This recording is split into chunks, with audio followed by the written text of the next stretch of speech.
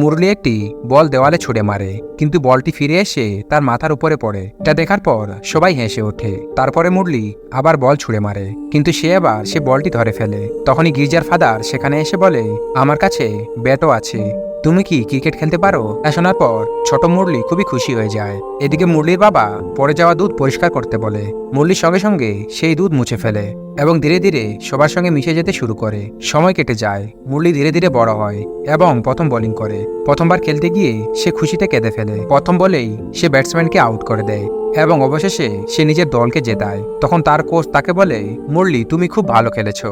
কিন্তু মুরলি জবাব দেয় যে, কোচ, এটা আসল খেলা নয়, ও তো সাধারণ বলে আউট হয়ে গেছে। এটা শুনে কোচ মুরলিকে নিয়ে যায় তার সিনিয়র কোচের কাছে আর বলে, স্যার, এই ছেলেটার আপনি বোলিংয়ে ট্রায়াল নিতে পারেন। সিনিয়র কোচ মুরলিকে দেখে হেসে বলেন, তুমি এত ছোট ছেলেকে নিয়ে এসেছো, এ আবার কি বোলিং করবে?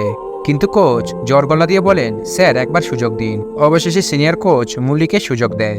এবার মুরলি বোলিং শুরু করে, কিন্তু যে সিনিয়র খেলোয়াড়রা সেখানে ছিল তারা তার বলকে হালকাভাবে নিয়ে সহজে খেলে দেয়।